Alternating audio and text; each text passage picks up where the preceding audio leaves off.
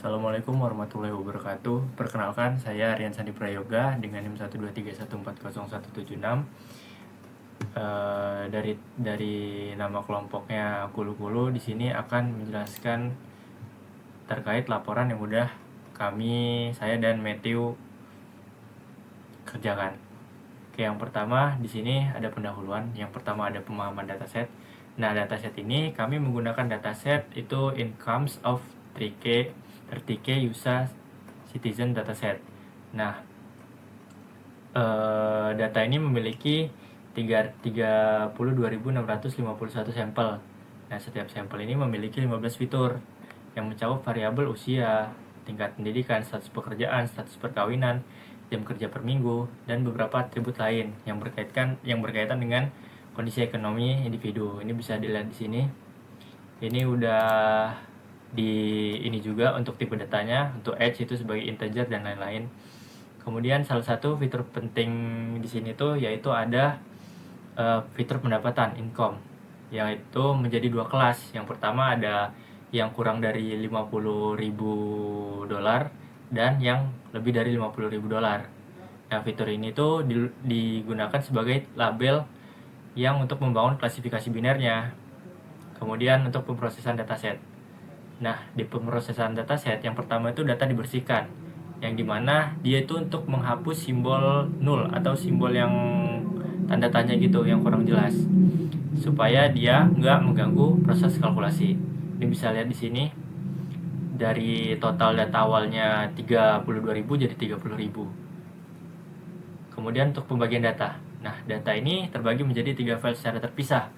Yang pertama ada buat training, kemudian ada buat validation data, dan buat si testing. Nah, kenapa dilakuin? Karena biar nggak jadi kebocoran dan supaya memastikan validasinya objektif. Kemudian encoding data. Nah, encoding data ini jadi teks yang udah kita masukin tadi di training maupun validasi maupun si testing itu bakal di numerik menjadi angka urut seperti 0, 1, 2 dan seterusnya supaya bisa diproses oleh si neural network ini. Kemudian normalisasi data. Nah, kita menggunakan metode min-max square itu untuk mengubah skala fitur numerik menjadi 0 dan 1.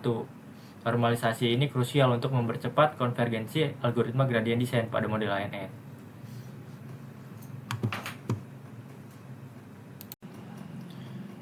Oke, sekarang kita masuk ke bab 2 landasan teori. Sebelumnya perkenalkan, nama saya Michael Matthew dengan NIM 123140101.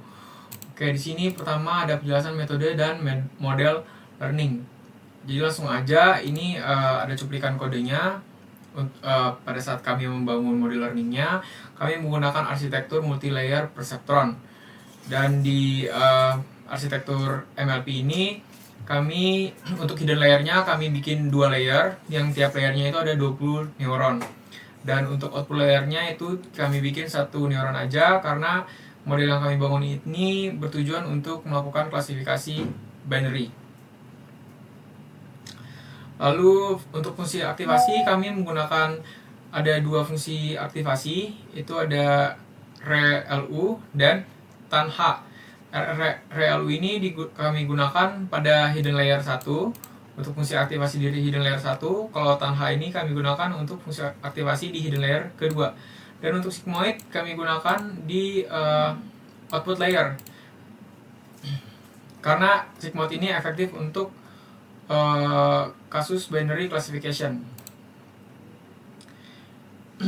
Lalu selanjutnya ada fungsi kerugian, fungsi atau loss function. Loss function yang kami gunakan di sini adalah binary cross entropy loss. Ini ada rumusnya. Selanjutnya untuk algoritma optimasi yang kami gunakan itu adalah Adam Optimizer.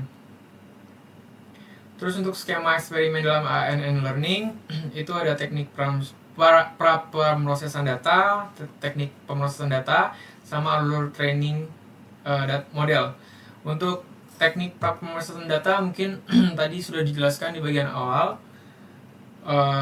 Begitu juga dengan teknik pemrosesan datanya.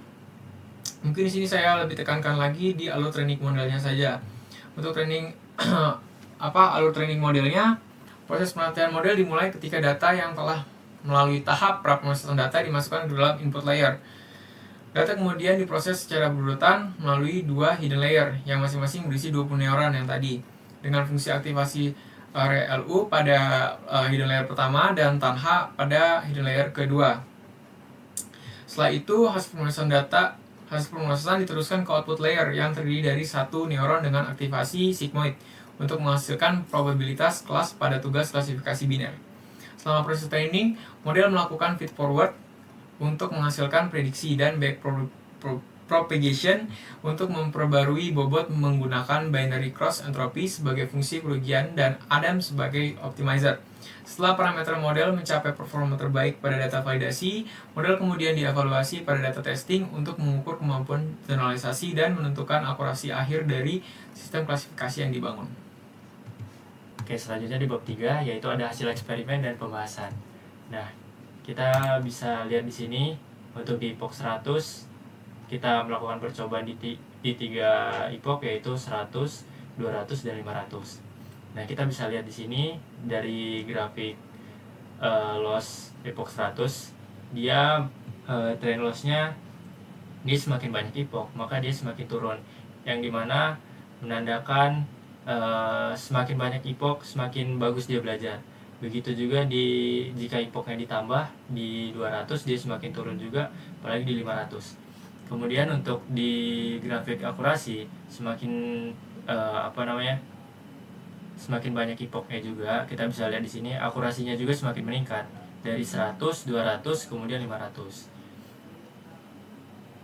Terus kemudian untuk di hasil pengujian model ANN yang kita coba seperti yang tadi juga, ada epoch 100, 200 dan 500.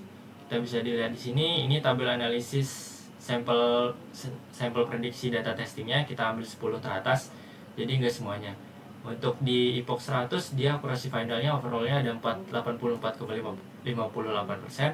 Kemudian epoch 200 itu ada 84,63%. Kemudian di epoch 500 itu 85,5%, yang dimana jika semakin banyak epoch dia akan menghasilkan akurasi yang lebih tinggi juga.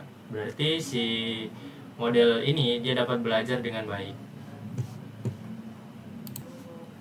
Oke, selanjutnya kita sampai di bab terakhir, bab kesimpulan. Ini akan saya bacakan. Jadi model artificial neural network yang kami kembangkan dalam penelitian ini menggunakan arsitektur multilayer perseptron dengan dua hidden layer yang masing-masing berisi 20 neuron, serta menggunakan kombinasi fungsi aktivasi ReLU, Tanha, dan sigmoid pada output layernya.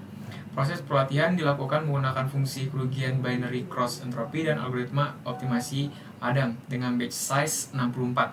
Pengujian dilakukan pada beberapa variasi jumlah epoch, yaitu di sini ada typo, 100 epoch, 200 epoch, dan 500 epoch untuk menganalisis performa model terhadap perubahan durasi pelatihan.